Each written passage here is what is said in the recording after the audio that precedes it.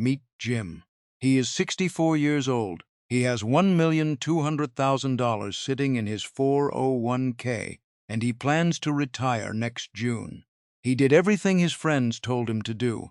He saved hard, he stayed invested, he listened to the people around him.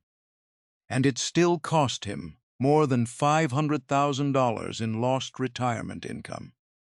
Here is the part that should make you stop and pay attention. Jim did not lose that money in some risky bet or a market crash. He lost it through 4 ordinary decisions that felt completely normal at the time. 4 mistakes, each one quietly stacking on top of the last, until they added up to a $500,000 hole in his retirement. And the hard truth is that Jim is not unusual. I have watched people walk into these exact same traps, smart people, careful people, the year before they retire. Not because they were careless, but because nobody ever showed them where the trap doors were. So that is what we are going to do today. I am going to walk you through all 4 mistakes, one at a time, and show you exactly how they add up and exactly how to avoid every single one. No fear, no guesswork, just the numbers and the rules you actually need. The first mistake starts before Jim even quits. It is money the government is practically handing him. Money he could put away tax-free in his final working years. Most people never touch it, and missing it for even 1 year closes the door for good. Let's start there. Here is the first thing Jim left on the table. If you are between 60 and 63 and still working, there is a special rule that lets you put an extra $11,250 into your 401k this year. That is on top of the regular limit. It is $11,250 you can keep out of the IRS's hands today, invest, and let grow until you need it. Miss it for a single year, and that chance is gone for good. Let me show you what that 1 year is actually worth. Say you put that $11,250 in and let it grow at 7% a year. In 20 years, that single contribution becomes about $43,500. So skipping it for 1 year is not a small slip. It is a $43,500 hole you dug without realizing the shovel was in your hand.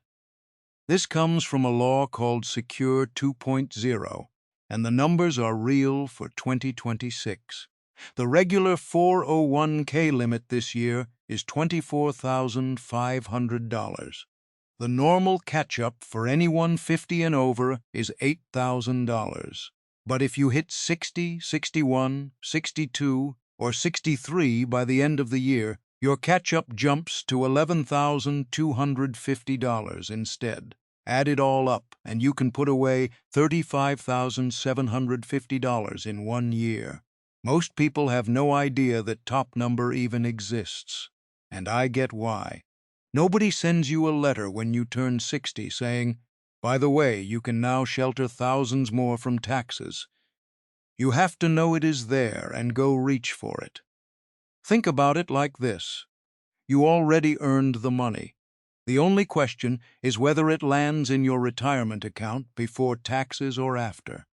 If you are 60 to 63 and still earning a paycheck, the IRS is quietly giving you permission to keep more of it. Don't be the person who finds out 2 years too late. But here is where it gets sneaky. Even if you max out every dollar of that contribution, one move in your final working year can wipe out the savings entirely. And it comes from a place most people never look: Medicare. So Jim does the smart thing with his contributions. Then he makes his second mistake. In his last year of work, he converts $80,000 from his traditional IRA into a Roth. On paper, it looks brilliant. Pay the tax now, never pay it again. But 2 years later, Medicare looks at that tax return, sees the bigger income, and quietly raises his premiums for years to come. This is a rule almost nobody plans for, and it is called IRMAA. It stands for the Income-Related Monthly Adjustment Amount, which is a long way of saying that if your income goes over a certain line, Medicare charges you extra. The catch is the timing. Medicare looks back 2 years, so your income in 2024 decides what you pay in 2026. Here are the real 2026 numbers. If you are single, the first surcharge kicks in once your income passes $109,000. For a married couple, the line is $218,000. Go $1 over, and you jump into a higher bracket for the whole year. Now watch what that $80,000 conversion did to Jim. His normal income plus that conversion pushed his total to around $130,000 as a single filer. That put him over the $109,000 line and into the first surcharge bracket. The result was about $81 more a month on his Part B and roughly $15 more a month on his Part D. That is close to $1,150 a year in extra premiums on top of what he already pays, just because of one conversion. And here is the part that stings. That surcharge follows him. Stretch it across the years he is on Medicare, and that single decision quietly costs him over $20,000. He thought he was saving on taxes. He was actually handing a chunk of it right back through a side door he never saw. Now I want to be fair. Roth conversions are not the villain here. They are a genuinely powerful tool. The mistake is doing one giant conversion in the wrong year, right when your income is already high from working. That is the fragile path, the lump sum that spikes your income and trips the wire. The resilient path looks different. You spread those conversions out across 2 or 3 lower income years, especially after you stop working, and you keep your income just under the IRMAA line each year. Same Roth, same tax-free growth, none of the penalty. It is the difference between rushing through a door and quietly stepping around it. So Jim handled his contributions and even survived the conversion trap. Then he forgot one piece of paper, and that single form quietly put half of his retirement at risk. Jim's third mistake cost nothing to make and everything to ignore. Years ago, he named a beneficiary on his 401k and never looked at it again. Here is what most people miss. That form overrides your will. It does not matter what the will says. Whoever is named on the account gets the money. I used to think beneficiary forms were a one-and-done thing, too. Then I watched a man's ex-wife inherit his entire IRA because he never updated it after the divorce. His new family had no claim. That one piece of paper cost them over $200,000. There is a tax sting on top of it. When the wrong person inherits, your heirs can be forced to drain the account within 10 years, losing decades of tax-deferred growth. The fix is almost insultingly simple. Pull up every retirement account and check who is actually named. The last mistake is the one that scares people most, because it involves the stock market. And one bad year, right at the start, can do real damage. Here is Jim's last mistake, and it is the one that does the most damage. He retired right into a bad year for the market, and because of how he was set up, he was forced to sell his investments at exactly the worst moment. Let me put real numbers on it. Say you retire with $1 million, and the market drops 20% in your first year. You still need to live, so you pull out $50,000 for the year's expenses. But because the market is down, you are selling shares at a loss to get that cash. You are not just spending $50,000. You are locking in losses you can never get back. Now picture the same year with one change. You have 12 months of expenses sitting in cash, say $60,000 in a plain savings account. The market drops the same 20%.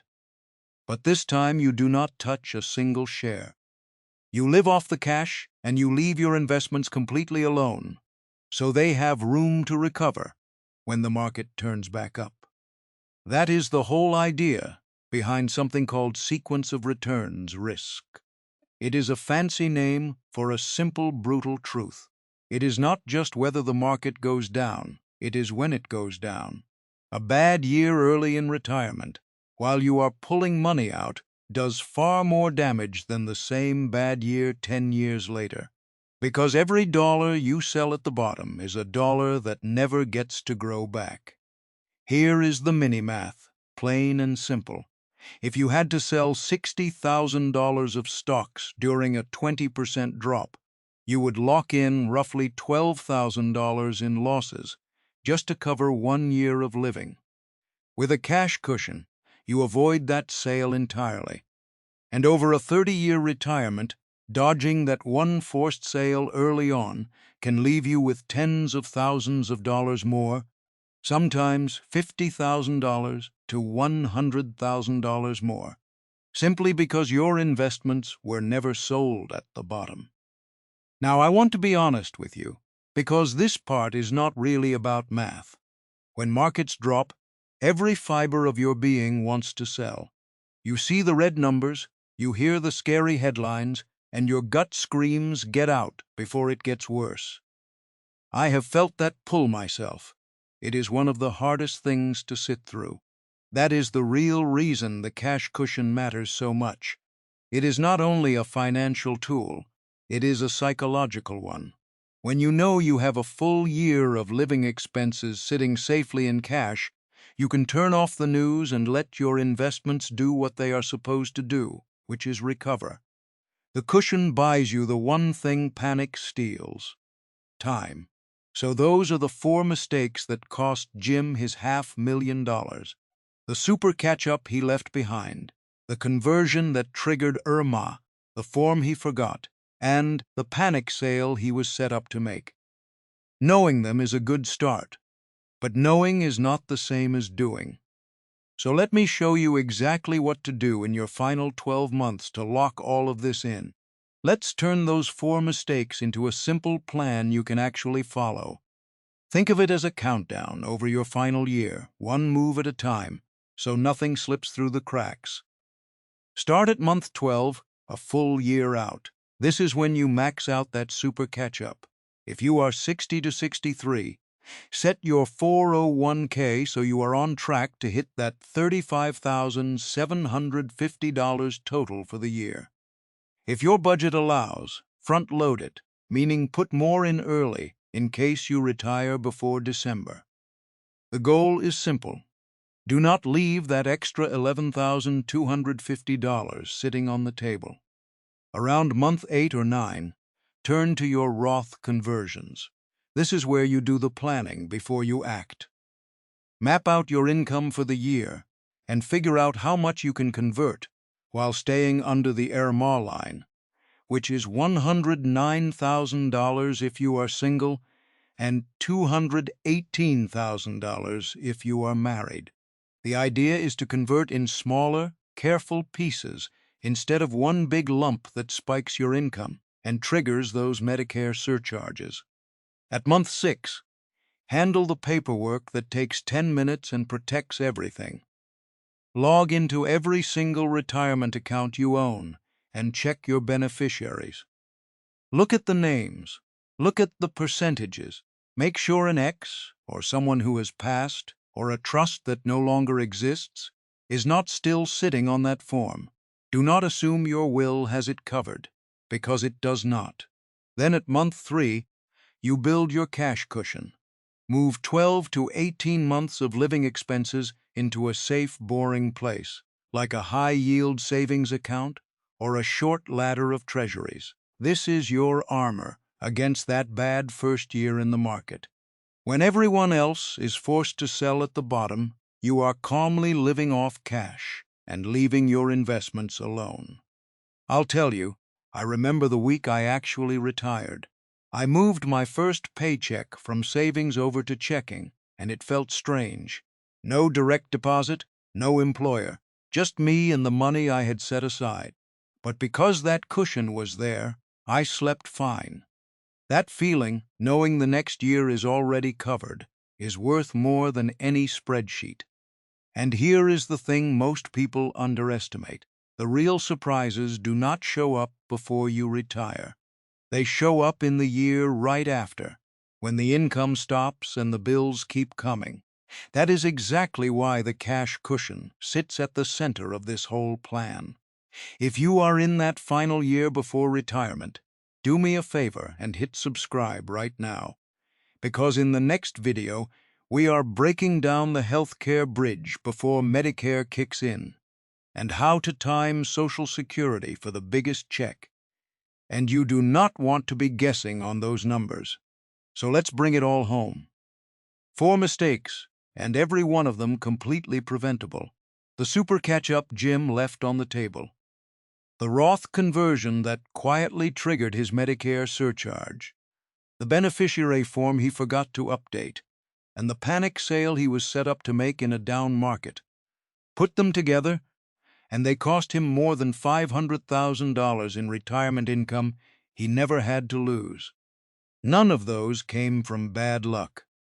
They came from not knowing the rules. And that is the whole point of doing this the year before, while you still have time to fix every one of them.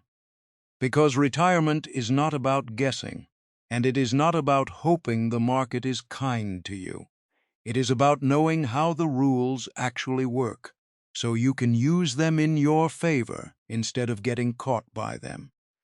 That is the difference between the people who lose $500,000 and the people who keep it. If you want a retirement that actually holds up, the kind built on numbers, instead of wishful thinking, subscribe to Wes Investor. We break the math down in plain language, so you do not have to. I'll see you in the next one.